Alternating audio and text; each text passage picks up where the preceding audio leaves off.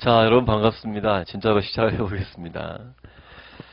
강의 기획서 간단하게 좀 봐주시기 바라고요.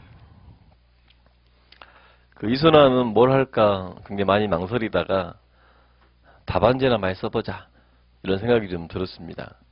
그래서 이순환 오신 분들은 예비순환도 들으셨을 거고 일순환도 들으셨을 거고, 그래서 어느 정도 좀 내용은 대체로 좀 파악하고 있을 거다 이런 전제에 쓸 수가 있겠죠. 그래서 물론 내용 정리도 해야 되겠죠. 하는데 답안 작성에 좀 집중하려고 합니다. 보통 작년 같은 경우는 이틀에 한 번인가 썼었는데요. 우리 강의가 지금 15번이죠. 그래서 이틀에 한 번이면은 한 6, 7번밖에 안 되기 때문에 문제를 많이 못 써볼 것 같아가지고 하여튼 중요한 문제들은 다 써볼 수 있도록 하기 위해서 내일부터는 everyday 시험데이가 되겠습니다. 그래서 6시 15분부터 오셔가지고 수업은 7시 반쯤에 시작을 할 테니까요. 그 전까지 답안지를 마무리해 주시고 배점은 40점에서 50점짜리 문제로 출제하도록 그렇게 하겠습니다. 강의 계획서는 참고를 하시면 될 것 같고요. 책은 죄송합니다. 작년 같은 경우는 요약서를 했었는데요. 올해 같은 경우 요약서 강의를 예비순환 때 했었습니다. 큰 흐름을 좀 포맷을 잡기 위해서. 그리고 일순환 때에는 농강 1, 2, 3로 진행을 했었고요. 2는 겨우겨우 끝냈습니다. 추가 강의를 해가지고 끝냈었고. 그래서 다시 한번 여러분들이 농강 1, 2, 3를 보시는 게 좋겠다고 생각이 되어서, 그리고 지금부터는 말 그대로 단권화를 해나가야 되는 시기죠. 그래서 여러분이 책을 많이 보셨을지도 모르겠는데 다른 책을 정리가 안 되어 있는 지식들은 답안지에서 써먹을 수가 전혀 없습니다.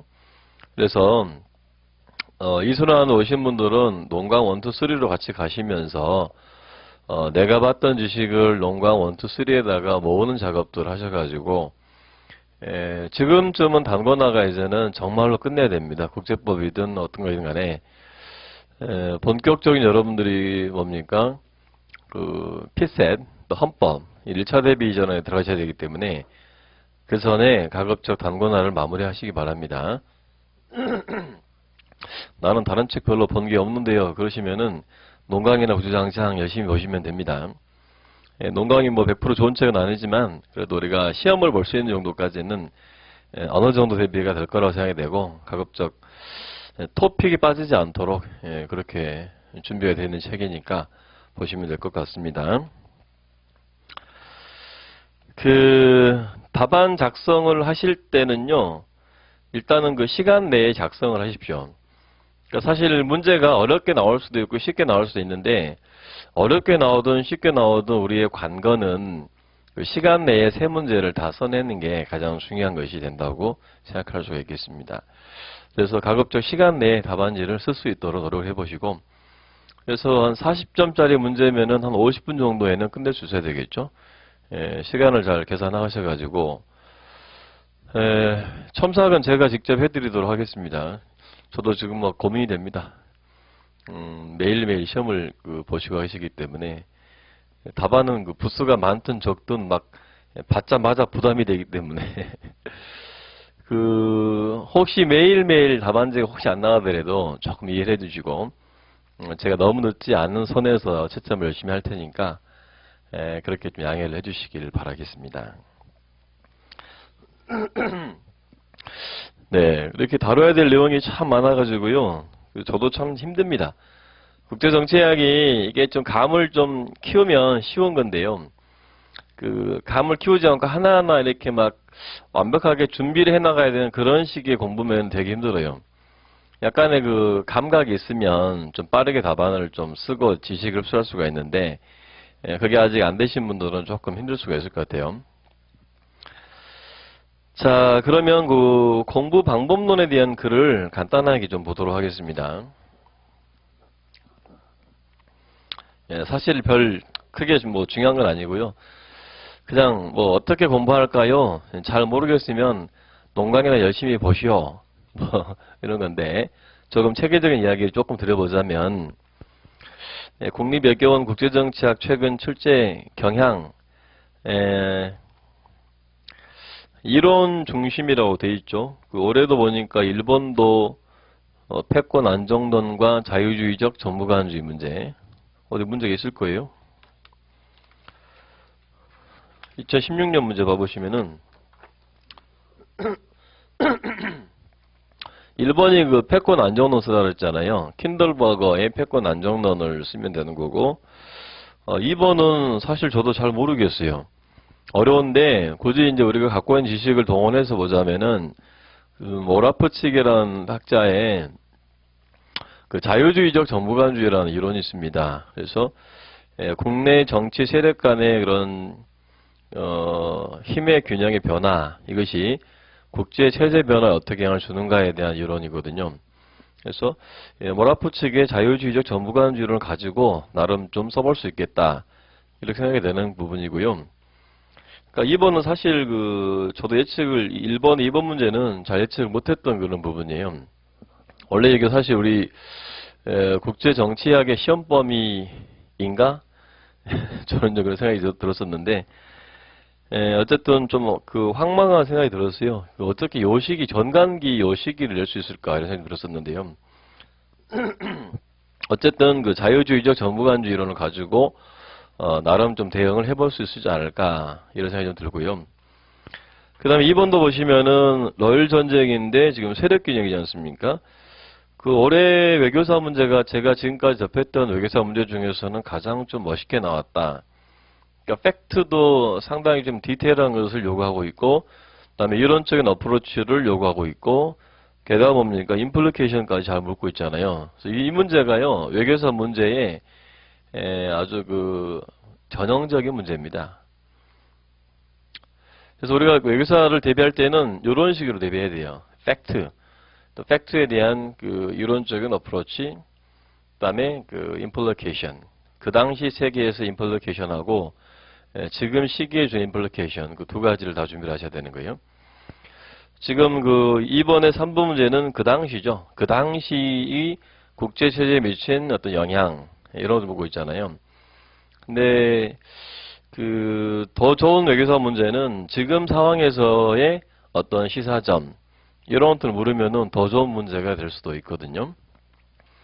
그래서 그런 것까지 준비해야 됩니다. 팩트. 팩트는 전개 과정, 각국의 입장, 조약의 내용 이런 거겠죠. 두 번째는 거기에 대한 이론적인 어프로치. 그러니까 근데 이론이 아주 어려운 이론이 아니에요. 패권 안정론, 세력균형론, 동맹이론, 민주평화론이라든지 아주 전형적인 모델들 갖고 쓰는 거예요. 어려운 거 없습니다. 그다음 세 번째가 이제 그 당시 국제 관계에서의 파급 효과 그리고 지금 시기에 대한 시사점 그런 것들을 묻게 되는 것이거든요. 그래서 외교사 준비할 때는 그런 거 하셔야 되고 근데 우리 외교사가 또 많잖아요 이슈들이. 그래서 이순환 때는 이론 이슈 외교사 다 마찬가지로 이걸 다 할 수는 없어요. 그래서 시험과 좀 직결된 것. 제 책에는 기본 지식을 위한 것도 있고요. 시험에 딱 직결된 것도 있거든요. 이순환 때는 좀 시험에 직결된 내용 위주로 갈 수밖에 없으니까 그렇게 좀 생각하시기 바라고. 3번도 보면 집단사고. 요건 이 문제를 보고는 야 드디어 나왔구나 이런 생각이 좀 들었어요. 집단사고는 얘는 제가 우연히 어떤 다른 외교정책론에 대한 책을 좀 공부를 하다가 좀 교수님들이 그러니까 출제위원급 교수님들께서 공표나 공저하신 책이 있었거든요. 제 제목을 제가 까먹었는데 거기 있는 책에 있는 이론들을 정리하다가 이걸 그냥 모델을 묻는 걸로 낼 수가 있겠구나 이런 생각이 들었거든요. 이 집단사고 같은 경우는. 그래서 집단사고 모델을 물어봤구나. 이게 왜 낸 게요. 두 가지 좀 포인트가 있는 것 같아요. 그러니까 이게 그 자체로 중요하죠. 피그만 침공 사건을 연구를 하면서 어빙 제니슨은 학자가 제시한 이론이거든요. 그러니까 그 자체로 의미가 있으면서 우리나라 같은 경우는 우리 대충 느끼지만은 혈연, 지연, 학연 이런 것들로 똘똘 뭉친 집단들이 이 국제 정치나 대외 정책이나 국내 정책을 지배하는 경향이 상대적으로 강하죠. 그래서 이 집단 사고의 문제가 발생할 가능성이 매우 높습니다. 서로 뭐 잘못해도 덮어주려고 하고 이런 게 좀 강하잖아요. 그래서 우리나라 현실에 좀 적합하기 때문에 낸 것이 아닐까, 이렇게 생각해 볼 수가 있어요. 그래서 다 아시겠죠. 1번과 2번과 3번을 다 봐도 이론을 많이 묻고 있구나. 근데 이론을 보시면은 2014년 같은 경우는 좀 처음 봤던 이론들이 좀 되고 그랬어요. 해양재정학이니 청중비용이니. 여기 나온 이론들은 뭐 이거 누가 모릅니까? 뭐 자유주의 전부관주의는 혹시 좀 생경한 분도 계실지 모르겠어요. 그러니까 라포치 같은 경우는 그 통합이론이나 제도 설명, 제도 형성 이야기할 때 상당히 유력한 이론 중에 하나이기 때문에 물론 그걸 쓰라는 건 아니지만 제가 보기에 원용할 수 있는 것 같고요. 그렇죠. 패권 안정론, 세력균형론 뭐 이런 것들은 뭐 사실 뭐 그다가 어제 어려운 건 아니지 않습니까? 그죠? 자, 그래서 다시 돌아오시면은 뭐 이론을 중심으로 많이 내더라. 근데 이론은요, 제 생각에는 지금까지 국립외교원 출제 방향을 보자면은 기본적인 그 좀 중요한 이론들과 함께 좀 새롭게 나올 수 있는 이론들, 이런 것들 좀 대비해야 될 것 같아요. 사실 그런 게 뭐가 있을까? 아직 잘 안 나온 게 근데 뭐 공격적 현실주의라든지, 그 다음에 그 소프트 밸런싱이라든지, 그 다음에 뭐 전망 이론이라든지 몇 개밖에 없어요. 또 그 신고전 현실주의는 나올까 좀 생각해 보는데 이건 그 현실 적용하는 것이 좀 애매한 것 같아요. 그러니까 그 월츠 이론 비판하는 차원에서 의미가 있는데 이걸 현실에도 적용해가지고 어떤 나라 행동을 그 연구하기는 좀 적합하지 않은 측면이 있지 않을까, 이런 생각도 드네요. 어쨌든 신고전주의도 대체로 어느 정도는 좀 최근 이론이죠. 그래서 방향은 두 가지입니다. 전형적인 중요하고 전형적인 모델들 정리하는 거. 두 번째는 새롭게 나올 수 있는 게 없을까, 이런 것들 좀 같이 생각을 해보면서 이건 제가 주로 해야 되겠죠. 제가 할 일이고요. 그런 것들은 책에 있는 것도 있고 책에 없는 것들은 제가 준비한 자료가 있으니까 그런 것들 보면서 가급적 최근 이론들도 빠지지 않도록 최선을 다해 보겠습니다. 국제정치학 강의가요, 이게 할수록 너무 힘들어요. 그 국제정치학이 쉽다 이런 분들은 아직 뭘 모르는 거예요. 제가 국제정치학을 지금 공부할 때부터 해가지고 20대부터 지금 20년이 넘었나? 근 20년 가까이 국제정치학을 하고 있는데요. 그 강의할 때 정말 자신감 있다, 이런 생각이 들었던 것은 강의 처음 시작할 때 그때고요. 이게 공부를 하면 할수록 이게 고구마 뿌리 같아요, 이게. 예? 양파 껍질이에요. 까도 까도 새로 나와요, 이게. 최순실 뭐 이런 것 같아요. 까도 까도 새로 나와요. 어디까지 뻗쳐있는지 모르겠어요. 그래서 사실 여러분도 힘드실 텐데 저도 되게 힘들어요. 그래서 이게 어디까지 공부를 하고 답안을 써야 될까인데 사실은 공부를 많이 하면 할수록 좋은 거예요. 그럼 더 깊이 있는 지식을 쓸 수 있는 거지 않습니까? 근데 우리가 이제 시간 제약을 가지고 공부하는 거 아닙니까? 국제정책의 주제가 무지하게 많잖아요. 미국의 대외정책만 하더라도 우리가 뭐 시험에서 묻는 것은 뭐 10점, 20점이지만은 우리가 한 페이지에다가 어떻게 미국의 대외정책의 그 본질을 다 담을 수가 있겠습니까? 이건 정말 매우 어려운 일입니다. 그러니까 미국 대외정책만 1년 내내 공부를 해도 다 알까 모를 거 아니겠습니까? 그런 주제가 제가 세보진 않았지만 외교사까지 포함하면 100개 넘을 거예요. 100개 넘는 주제를 정말 전부 다 이렇게 깊이 있게 할 수 없어요. 그래서 우리가 기본서, 교수님이 써놓으신 기본서나 논문, 그 범주 내에서 기본적인 팩트를 챙기고 그 팩트를 가지고 여러 이론도 이용해서 어느 정도의 그 답안을 구성해내는 것입니다. 그러니까 국제정치학은 60점을 넘으면 잘했다 그러지 않습니까? 100점 만점 중에서 우리가 100점 만점을 맞을 수는 없지 않습니까? 맞으려면 공부를 한 20년 해야 되겠죠. 한 40살 때 들어가는 아무튼 잡설이었고요. 하여튼 제가 그래서 단권을 강조해 드리는 거예요. 공부를 하면 할수록 이거 너무 어려운 거예요. 그러니까 어느 정도 패권 안정론도 사실 정확히 하려면은 몇 분 학자들 책을 다 원서를 다 읽고 흡수를 하고 논문 다 보고 이렇게 해야 되는데 우리는 그렇게 할 수 없잖아요. 그러니까 패권 안정론에 있어서 뭐 몇 가지 책에서 얘기하는 가설들, 명제들 이런 것들 정리해가지고 나름대로 적용해서 답안을 쓰는 겁니다. 그래서 제가 당관을 계속해서 강조해드리는 거예요. 그래야 여러분들이 국제정치학을 포기하지 않고 마지막 순간까지 잡고 가면서 나름 자신감 있게 시험장에 들어갈 수 있는 것이 아니냐 이런 생각하는 거예요. 저도 뭐 사실 이런 걸로 강의하기보다는 많은 책들을 같이 읽어가면서 토론하고 이런 것들을 하고 싶어요. 그래도 재미있는 강의죠. 근데 여러분 시험을 위해서는 그렇게 하면 안 되거든요. 저는 강사기 때문에 여러분들이 효율적으로 시간을 사용해서 답안을 잘 쓸 수 있도록 나름대로 그래서 그 60점에서 70점 사이 글빨 없는 분들은 60, 한 3점 글빨 좀 있는 분들은 70점 이상 맞도록 이렇게 제가 이렇게 열심히 할 것입니다. 나 글빨이 있다 손 들어봐. 몇 번 있을 거예요. 제가 답안지를 내일 보면 알 텐데 제가 정확하게 여러분이 현실을 정확하게 말씀드리겠습니다. 글빨이 있다, 없다. 그건 뭐 평가가 아니고 글빨이 없는 상태에서 합격을 위한 점수를 갈 수 있도록 제가 열심히 할 것입니다. 글빨이 있는 분들은 나름대로 또 그렇게 주마가편 해가지고 더 잘 받으시고. 자, 그리고요, 그 사례 명시 이런 게 있어요. 그러니까 이게 시험이기 때문에요, 그 사례를 묻는 경우가 있어요. 예컨대 2015년 문제, 2014년이 그랬었죠? 2014년 문제가 사례를 들어 써봐라. 작년도 그랬었죠. 작년에 문제도 사례를 들어봐라. 봐보세요. 예, 기출분석부 3페이지에 2015년에 3번에 2번 있잖아요. 그러면은 한국이 고려할 수 있는 다양한 동맹 전략을 제시하고 각각의 장단점에 대해서 역사적 사례를 들어 논하시오. 이런 스타일이 좀 강해요. 그 행시도 우리 행시를 보는 건 아니지만은 행시도 이 사례를 들어 써봐라는 문제가 되게 많아요. 근데 행시도 뭐 외시도 다 국제정치 학자분 내시기 때문에 사례에 대해서 알고 있는지를 묻고 싶어 하신 것 같아요.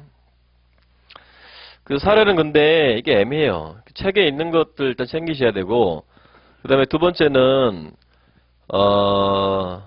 주요 국제 문제 분석 이런 걸 열심히 봐야 됩니다. 여러분들이 제가 공부해 보니까 논문을 막 많이 보는 것은요 큰 의미가 없어요. 논문을 많이 보는 거. 그러니까 논문을 막 많이 봐가지고 내 꼴로 뭐 완전히 소화시켜 가지고 거기서 나오면은 좋은 건데 그럴 가능성이 별로 없어요. 그 무수히 많은 주제 중에서 내가 딱 뽑은 논문이 딱 그 출제가 된다 이런 경우 별로 없어요. 저도 논문집 만들긴 했지만요 심사숙고 해가지고 이 정도 여러분이 봐주시면 좋겠다. 보면 좋은 거예요. 그러니까 다시 말씀드리면 이게 팩트에 대한 글들은 당연히 봐야 됩니다. 사례를 써야 되기 때문에. 그런데 그냥 뭐 일반 논문들은요 딱 나오겠다고 생각이 되는 것들에 대해서 한두 개 정도. 사실 더 많이 필요 없어요. 한두 개 정도만 보시면 대충 감바로 오기 때문에 그놈 가지고 쓰면 되는 거예요. 자, 그렇다. 그래서 주요 국제문제 분석을 열심히 보자. 제가 20년 봐봐도요, 그마당이 없는 것 같아요. 일단 짧고, 두 번째가 요약돼 있어. 그리고 쉽고, 이전의 역사까지 다 이렇게 커버해 주는 게 되게 많거든요. 그래서 그거 하나만 보더라도 뭐 사실은 답안 쓰는 데는 별 문제가 없어요. 그래서 여러분들은 막 논문을 읽는 것은 막 또 여러 학부파들 많으실 텐데, 논문을 보는 걸 좀 좋아할 텐데, 여기 제가 해놓은 거 있죠? 요놈만 열심히 보시고, 좀 현실에 대한 감각을 더 키우세요. 현실 감각. 신문을 보시든 뭐든 간에, 현 정세를 분석하려면요, 당연하지만 현 정세가 어떻게 돌아가는가에 대해서 알아야 하지 않습니까? 현 정세 흐름들을 아셔야 돼요. 그리고 거기에 분석은 그 다음이 되는 것이죠. 자, 오늘 아침에 국제정치 관련 기사를 보고 왔다. 신문 봤다. 나는 신문을 봐. 없어. 보면은 나 경제학 하느라 바빴어요. 알고 있어요. 갑갑합니다, 여러분들. 그 신문을 말 안 해 이제. 제가 맨날 말하는데 안 들어. 이렇게 한 개로 흘려 속여 경일기야. 의독경. 국제정치학 그 순환강의 하는 순간만이라도 좀 흐름을 좀 타세요. 정세에 대해서 뭐 별거 없잖아요. 예? 아무튼 열심히 합시다. 그래서 사례 이야기가 많이 들어가지면 답안지가요, 좀 생생한 느낌, 통통 튄 느낌 들어요. 특히 최근 이야기 있지 않습니까? 답안지 그 트럼프 이야기 안 쓰기만 해봐라. 트럼프 이야기, 브렉시트 이야기, 아베 이야기, 1대1로 이야기, 이런 거 안 들어가면은 죽을 줄 알아. 뭐 그렇습니다. 이게 외교사도 뭐 그런 게 있고요. 뭘 측정하냐 뭐 쭉 읽어보세요. 이론에 대한 뭐 지식과 뭐 응용 뭐 그랬고요. 현상에 대한 지식. 그 제가 하나 말씀드리고 싶은 게 그 올해 그 집단 사고가 나왔잖아요. 제가 그런 걸 보면서 뭘 생각하냐면은 그 이게 국립외교원 그 입학 시험이라는 사실을 꼭 기억하자, 이런 말씀도 드리고 싶어요. 그러니까 뭐 아주 거창한 그 분석을 요하는 문제도 나오지만 그냥 기본적인 지식, 이제 그런 맥락에서 뭐 칸트의 영구 평화론 이런 것들도 나올 수가 있다는 얘기죠. 지식을 묻게 되면 약간의 암기성도 있어요. 칸트의 영구 평화론 예비 조항이 몇 가지가 있어요? 예비 조항이 6가지가 있죠. 저 외워봐. 그런 것들을 물을 수가 있다는 얘기예요. 그런 것들도 대비하자. 너무 이렇게 막 논술하는 것만 우리가 생각하지 말고, 제가 그때 말씀드릴 거, 이것은 약수령 나올 수가 있다 말씀드릴 테니까 그런 것도 별표 잘 체크해 놓으셨다가 막판에 좀 더 보셔야 됩니다. 특히 그 외교정책행동 같은 경우는 약수령 출제 가능성이 높아요. 이게 뭐 분석적인 함의가 크지 않거든요. 걔네들은 모델들 자체에 대해서 아는 것이 중요하지. 네, 그런 것도 좀 필요하다. 그렇습니다. 그래서 여러분 지금부터 그 2차 시험장까지 이제 생각하실 것은 한 3가지쯤 되겠는데요. 첫 번째는 이 기본적인 지식들 단권하는 거. 두 번째는 그 답안 작성을 하셔야 돼요. 답안 작성 능력 있잖아요. 그다음에 세 번째는 그 팩트. 지금 그 현재의 이슈 있잖아요. 이런 것들을 따라가셔야 됩니다. 물론 요것은요, 그 전간계 해도 늦지는 않을 것 같아요.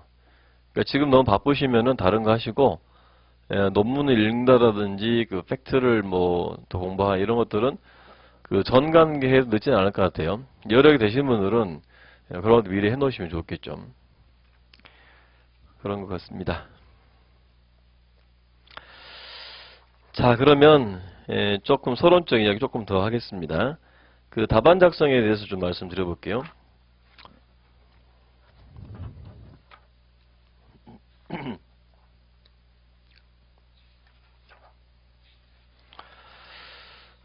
요거 답안 작성이고 13페이지부터 보겠습니다. 사실 그 답안 작성에 대한 뭐 방법론이 크게 중요한 건 아니고, 사실 답안을 잘 쓰는 것은요, 간단합니다. 묻는 거에 대해서 잘 쓰자. 묻는 거에 대해서 잘 쓰자 이건데, 조금 주변적 얘기를 해보자면은, 답안 작성 뭐 절차, 다 한 거죠. 논점을 파악한다. 제가 이번에 그 주말 특강 시즌2 해봤거든요. 한 20여 명 왔던 거 모르겠는데, 하여튼, 제가 진짜 그 매번 하는 말이 진짜, 논점 파악하자. 매번.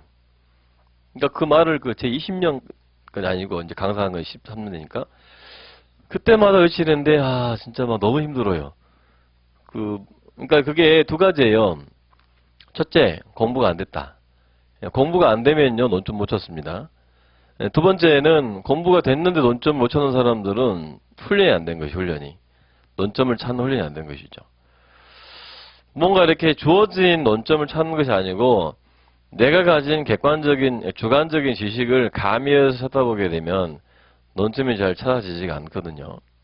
그래서 하여튼 다른 걸 떠나서 제가 이번에 문제를 조금 까다롭게 만들 생각이에요. 논점이 좀 보이지 않게. 그 전까지는 좀 연습하는 차원에서 조금 쉽게 내고 그랬었는데요. 이번에는 좀 논점이 금방 찾아지지 않게 이럴 수도 있고 저럴 수도 있고 이렇게 낼 겁니다. 논점을 잘 찾아가지고 예. 예, 그 다음에 그 초안 작성에서 제가 말씀드리고 싶은 것은 예, 그 자신의 논조 결정이 있잖아요. 이거 그러니까 그 특히 문제가 어려운 문제가 나올수록 막 중구난방 답안지가 막 되게 많아요. 예, 문제가 어렵게 나왔을 때도요, 내가 나름대로 이걸 어떤 식으로 끌고 갈 거인가에 대한 전략을 미리 결정하셔야 돼요. 답안을 써내려가면서 하시면 안 됩니다. 미리 사전에 예, 결정을 다 해놓고 가야 됩니다. 그러니까 논리전개 방향이 있죠. 예, 그러니까 논리전개 방향이 제일 중요한 것은 인과관계 설정하는 거예요. 보통 시험 문제가요, 독립변수를 찾는 게 많이 나옵니다. 그러니까 뭐 이런 현상이 있다. 이 현상에 대한 원인이 뭐냐. 이런 문제가 많단 말이에요. 그럼 여러분들은 인과관계에 대한 명확한 내의 논조를 설정을 해놓고 답안을 쓰시는 게 필요하다. 그러니까 단순히 지식을 묻는 거면은 그런 필요 없는 거예요. 근데 지식의 기초에서 분석을 하고 전망하는, 처방하는 그런 문제가 나왔을 때는 사전에 초안을 잡을 때 논조를 정하시는 게 굉장히 중요하다. 그 말씀 드리고 싶고요. 그 다음에 그 어떻게 하는가 보시면은 제일 그 뭔 답안을 써보시면 아시겠지만은 그게 꼭 브레인스토밍은 아닌데 비슷하게 하는 거예요. 그러니까 일단 그 머릿속에서 이 문제에 연관돼 가지고 떠오르는 생각들을 일단 적어보는 거예요. 적어보고 그 다음에 추리는 겁니다. 적어놓고 보게 되면 그 답안과 이 질문에 연관되는 그 키워드나 이론이나 이런 것들이 매치가 되는 게 있어요. 그런 것들 찾는 겁니다. 그러니까 머릿속에서 생각한 다음에 적지 말고요. 그러니까 생각나는 것들을 대략 적어놓고 그 다음 추리시면 되고요. 그 다음에 또 말씀드리고 싶은 게 그 초안 작성 용지에다가 안 하시면 좋겠어요. 물론 다 스타일 나름일 텐데 그 문제지에다가 초안을 잡으시는 게 좋다고 생각해요. 그러니까 초안 작성지를 뜯어가지고 문제를 보면서 적기도 하는데 그 시험장 뭐 가보시면 되신 것 같은데 가보면은 되게 좀 긴장이 많이 돼요. 안 되는 사람도 있을지 모르겠는데 보통은 긴장을 많이 합니다. 그래서 문제를 읽을 때 잘못 읽는 경우가 간혹 있어요. 논점을 잘못 찾아가지고. 그게 이제 공부를 잘한 사람이 떨어지는 이유입니다. 공부를 잘한 사람이 떨어지는 이유는 그 논점을 긴장감 속에서 논점을 잘못 찾는 거예요. 그래서 여러분들이 제 생각에는 초안 작성 용지에다 하지 마시고 문제지가 널찍하게 크니까 문제지에다가 이렇게 키워드 치면서 이렇게 거기다가 그 여백에다가 목차를 잡으시면 됩니다.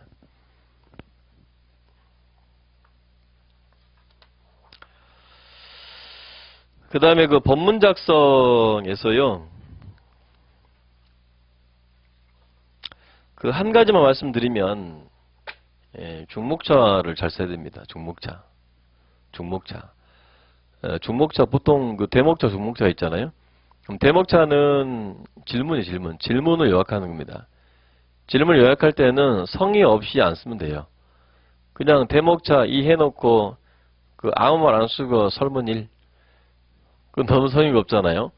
그러니까 문제를 간단하게 요약을 하시고 그 옆에다 땡땡하고 설문 1 이렇게 하시는 게 좋습니다. 그리고 그 경제학 답안지처럼 그 문제가 제1문에서 1, 2가 나오면은 1에 대해서 대목차 쓰고 그 다음에 2에 대해서 대목차 쓰고 이렇게 하시는데 제 생각에는 국제정치학은 이렇게 하나의 일문 속에서 그 하나의 목차로 통합하는 게 저는 좋다고 생각을 많이 합니다. 만약에 10점짜리를 쓰는데 별로 할 말이 없어. 목차가 1번 쓰고 나면 할 말이 없어. 그럼 어떻게 하겠어요? 그게 답안지 빈약해 버릴 거 아니겠습니까? 그러니까 이게 푸는 경제학처럼 답을 찾는 문제는 그냥 뭐 노테이션 별 필요 없잖아요. 그냥 1-1 요거 답이고 이렇게 하면 되는데 국제정치학은 이게 논술이잖아요. 그러니까 그 제1문은 하나 연결된 주제거든요. 그러니까 서론부터 결론까지 하나의 그 글로 짜시되 그 대목 제표에다가 이건 설문일이다, 설문이다 이렇게 표현해 주시면 좋을 것 같아요. 아니, 꼭 그런 분 되게 많더라고요. 경제학 답안 쓰고 와가지고 바로 와서는 모르겠는데 다 따로따로 쓰고 그러는데 정치학 답안은 이렇게 하지 맙시다. 자, 그렇습니다. 그 본론 작성법 가보시면은요, 그 단문으로 짧게 쓰자 이런 게 있는데 이건 그냥 권고 사항입니다. 자기 글 스타일이 그냥 길게 쓰는 걸 좋아하면은 그냥 그렇게 쓰세요. 근데 중요한 것은 그 질문에 대해서 답을 다 할 수 있도록 노력하시고, 근데 저는 이제 사회과학 답안지는 좀 그 대여섯 줄 안 넘게 썼으면 좋겠다는 생각을 많이 해요. 근데 그 자기 스타일이 굉장히 길게 쓰는 사람들이 꼭 있어요. 보면은 한 40% 정도는 그렇게 쓰는 것 같아요. 근데 그건 잘 고쳐지지가 않고요. 보완하시면 됩니다. 그걸 막 갑자기 막 짧게 쓰는 스타일로 가려면 그게 힘들어요. 다만 이제 제가 말씀드리고 싶은 것은 자기 스타일대로 가시되 좀 단락 구분 좀 하셔가지고 목차를 다른가 단락 구분을 좀 하셔가지고 좀 드러나게 자기 그 논조가 좀 쉽게 드러나게 하는 것은 중요합니다. 그러니까 길게 논증을 막 하려고 하는데 우리 답안지는 제 느낌은 논증하는 것보다는 주어진 질문에 대해서 답을 하는 거거든요. 답을 해나가는 식이거든요. 그러니까 뭐 논증하는 게 아니에요. 이 답안지는요. 하여튼 문제에 따라 다른데 그때그때 좀 말씀드릴 거고요. 두괄식 구성 요것은 좀 중요한데 두괄식 구성. 하여튼 딱 그 제가 드리고 싶은 말씀 뭐냐면 두괄식이든 뭐든 간에 내가 지금 전달하고 싶은 이야기가 드러나게 써야 돼요. 그러니까 그 화자, 독자죠. 독자를 염두에 두고 답안지를 쓰시는 게 되게 중요합니다. 막 그냥 내가 아는 걸 막 휘갈려 쓰는 게 아니에요. 그게 아니고 상대방이 듣고 싶어하는 얘기 하셔야 돼요. 그 질문, 그 문제를 내신 분이 듣고 싶어하는 이야기를 가급적 좀 간결하게 군더더기 없이. 어떤 학생들은 또 사례를 말씀해 주다 그러니까 사례를 많이 쓰는데 자기 논지가 흔들려. 이게 요 이야기 하다가 이 사례 쓰다가 요거 쓰고 저거 쓰다가 흔들려. 그런 것은 좀 매력이 없어요, 답안지가. 사례는 내가 내 메인 아이디어를 서포팅하기 위해서 끌고 오는 거잖아요. 근데 메인 아이디어가 흔들리고 있으면은 그건 아무런 의미가 없어요. 그래서 두괄식 구성 같은 것은 좀 기억을 해두실 만할 거고요. 그 다음에 결론 작성법, 저는 그렇게 생각합니다. 그 서론과 결론을 쓸 거냐도 좀 고민이 되잖아요. 그죠? 근데 옛날 그 고시 답안식 서수 서론은 별 필요가 없다는 생각이 많이 듭니다. 그러니까 무엇을 논의해보고 뭘 논의해보고 논의해보겠다 뭘 논의해? 그건 별 의미가 없는 것 같고 그 할 말이 없으면 그 서론에서는 필요하면은 개념 이런 것도 쓰는 개념, 그죠? 지금 내가 논의해 나갈 거에 대한 논의 전제나 개념 있잖아요. 그러니까 좀 그 포인트는 뭔가 알맹이가 있는 거. 그냥 쓰잘데기 없이 뭐 이러이러하고 있다 뭐 이런 상황에서 한국은 뭐 중대한 뭐 상황에 놓여 있다 이런 이야기는 그냥 지루해요. 그 처음에 답안을 이렇게 쓰시면은 요새 그 학자분들의 성향이 대체 실용주의. 뭘 거창하게 논의하는 거 별로 안 좋아하시는 것 같아요. 제 느낌이에요. 그래서 그냥 딱딱 질문에 대해 답을 하는 거. 서로는 그래서 쓸데없는 이야기 하지 말자. 쓸데없는 얘기가 뭔지는 여러분 답안지 보고 제가 말씀드릴 거예요. 이건 쓸데없는 거다. 그리고 결론은 좀 잘 쓰는 게 여러분들이 점수 1, 2점이라도 더 따는 데는 중요하다고 생각해요. 좋다고 생각합니다. 결론은요, 그 채점하신 교수님께서 좀 눈여겨보시거든요. 서론은 큰 기대 안 하고 보세요. 써도 그만 안 쓰고 별로 기대 안 합니다. 그다음 본론은 질문에 대한 답을 하는 거지 않습니까? 그럼 뭐 당연히 이야기 하는 거 보는 거고요. 결론은 좀 여러분들에 대한 기대감을 가지고 보세요. 여러분들이 동북아 정세에서 한반도 외교를 해나갈 동량들 아닙니까? 동량들. 그러니까 대체로 어떤 감각이 있는지, 이 주제에 대해서 어떤 문제의식을 가지고 어떤 나름대로의 처방을 가지고 있는지를 좀 기대감을 갖고 보십니다. 그래서 결론 부분은 좀 진지하게 쓰시면 좋겠어요. 그러니까 막 시간을 쫓겨가지고 안 쓰기는 그러고 막 요식행위처럼 이렇게 용두사면 안 되니까 내가 서론 썼는데 결론 안 쓰면 안 되겠다 이런 게 아니고 그 진지하게 정말 내가 이 주제에 관련된 담당자다. 요교본에서 담당자다. 그런 마인드를 가지고 결론을 좀 진지하게 써주시면 좋겠습니다. 결론을 진지하게 쓰는 것은요, 시험장 가서 될까요? 전혀 안 되겠죠. 미리 생각해 보셔야 돼요, 미리. 그러니까 여러분들이 우리 14번 답안 쓸 텐데, 그 14개 답안지에 대해서만이라도, 좀 정책적인 함의, 이런 것들을 좀 연구를 하셔가지고, 나름대로 거기다 갖고 계세요. 이게 나오면 이거 써야 되겠다. 그러면 그 비슷한 격가의 문제가 나오더라도 그 이야기 쓸 수가 있잖아요. 절대 그 정책이라 하는 것은 무의에서 유를 창조할 수가 없어요. 그래서 여러분들이 정책적인 마인드, 이런 것들은 굉장히 중요합니다. 결론 부분에서 그 정책적인 마인드를 물론 문제에 따라 다르겠지만은 대부분 쓸 수가 있는 것들이거든요. 결론에서는 정책적 마인드. 쉬운 일은 아니지만 그래서 국정적 답안제는 손으로 쓰는 것이 아니라 마음으로 쓰는 거다. 이런 생각을 많이 해요. 정말 여러분들이 국가를 사랑하십니까? 지금 막 이런 그 박근혜 게이트 이런 것 때문에 막 어지러운데 그래도 국가를 사랑하시지 않습니까? 그래가지고 이 힘도 외교관 되려고 화정 가시면 아니겠어요? 그래서 그런 그 마음으로 답안을 쓰는 거다. 공부도 그렇다. 답안의 평가 기준 쭉 보세요. 뭐 다 아실 거예요. 근데 좀 진지하게 읽어보세요. 이런 것들을 또 오랜만에 또 답안을 쓰고 이러신 분도 계실 텐데 진지하게 읽어보시고 답안 쓸 때 한번 다시 보세요. 이렇게 쭉 다시 보시고 그 답안에 대한 메타 이론이기 때문에 계속 보시는 게 중요합니다. 논점에 따라 소설하는 게 제일 중요한 것이고요. 공부량. 그 공부량이 많지 않아도 합격할 수 있어요. 내가 막 엄청나게 많은 논문 책을 안 읽어도 합격할 수 있습니다. 주어지는 그 질문에 대해서 어느 정도 논리 정연하게 답을 하면은 내가 책을 막 엄청 안 읽고 내가 전공 안 했고 내가 공대 나왔고 그래도 됩니다. 충분해요. 그러니까 공부량에 대해서는 너무 부담을 가지지 마세요. 이건 상대적인 겁니다. 많이 하면 할수록 좋은 건데 꼭 많이 되는 건 아니에요. 그 사고의 깊이는 아까 제가 말씀드린 결론 부분에서 좀 드러나야 돼요.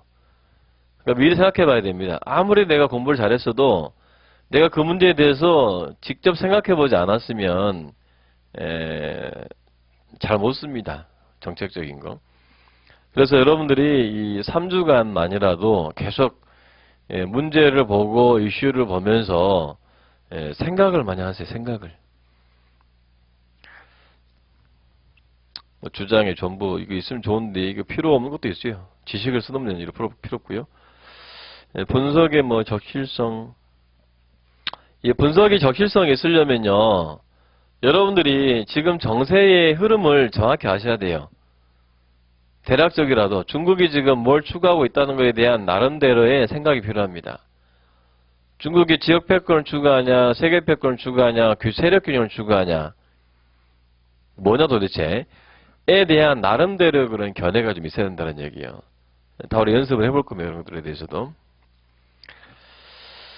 뭐 그렇습니다. 그래서 분석의 적실성이 있으려면 여러분들이 하여튼 제가 요새 계속 이제 강의하면서 드는 생각이 그 이론은 사실 아무것도 아니거든요.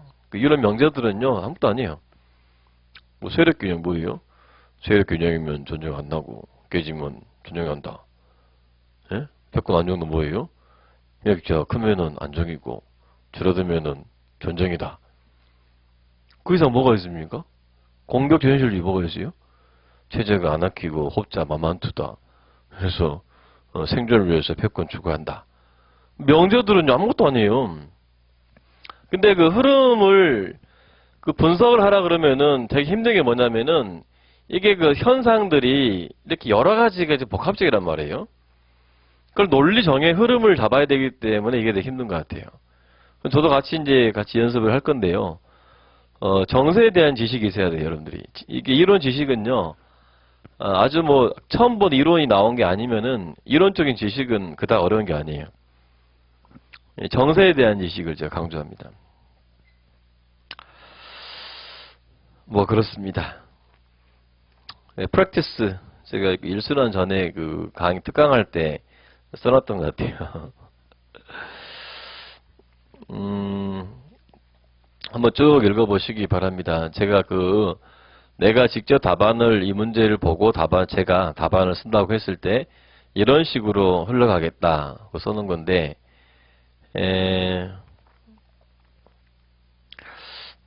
잠깐 볼까요? 1번부터 보면 문제지가 뒤집어진 상태에서 5분 정도 흐른다. 이때 투시력을 발휘하여, 아직 시험장 안 가보신 분들은 무슨 말인지 잘 모를게요. 투시력을 발휘해서 문제 출제 범위가 어디인지 대략 가늠한다. 감독관과 눈치 게임을 잘해야 된다. 그래서 감독관이 뒤에 있을 때는 조금 안 보는 척 해야 되고요. 감독관이 내 앞으로 왔을 때는 막 열심히 봐야 됩니다. 문제를 이렇게 좀, 문제지를 이렇게 있잖아요. 이렇게 놓고 있다가, 이렇게 좀 보면 보이거든요. 이렇게. 감독 오시면 내려놨다가, 다시 또 보고. 그거 굉장히 중요합니다. 그러니까 생각을 해야 되기 때문에요. 대략 뭐가 나왔나 봐야 됩니다. 생각을 해봐야 되기 때문에. 자, 뭐 그렇습니다. 그건 제가 뭐 생각 흐름들 써놨으니까 그렇게 하는 거 여러분들이 하시면 돼요. 그렇게 하실 것 같고. 자, 뭐 그렇습니다. 목차는 뭐 보시면 뒤에 보세요. 목차, 서론. 예, 그러니까 서론을 써야 되는 문제가 있고 안 써야 되는 문제가 있거든요. 근데 1번 같은 경우는 좀 큰 문제잖아요. 50점짜리. 이런 어떤 서론을 좀 써주는 게 좋을 수도 있어요. 패권 안정론의 관점에서 본 영국의 역할의 이 패권 안정론의 이런 거 좀 써야 돼요. 그러니까 1번과 2번이 지금 지식이잖아요. 이런 지식. 1번은 약간 제너럴한 거. 약간 패권 안정론에 대한 제너럴한 얘기를 하는 거고, 두 번째 목차에서는 이 논점을 분석하기 위해서 꼭 필요한 이야기, 그걸 지식을 쓰는 거예요. 그러니까 이런 타이틀은 필요한데 답안지에서는 많이 쓸 필요가 없어요. 답안지 여러분 균형 필요하거든요. 그 다음 근본의 제도에 있어서 영국의 역할 등거고요. 그 다음 설문 2는 1차 대전 이후 국내 정치 변동과 근본의 제도의 붕괴. 요게 지금 30점짜리잖아요. 여러분들 심장 하셔가지고 배점이 크잖아요. 그러면은 중목차를 좀 많이 잡아야 되겠다 생각하세요. 그러니까 배점이 높은데 답안 분량이 좀 빈약해도 안 좋습니다. 제일 좋은 방법은요. 이렇게 좀 중목차, 필요한 중목차들을 좀 많이 써보시는 게 좋겠다. 필요한 거, 불필요한 거 말고 필요한 중목차를 잡아보는 게 좋겠다고 생각이 듭니다.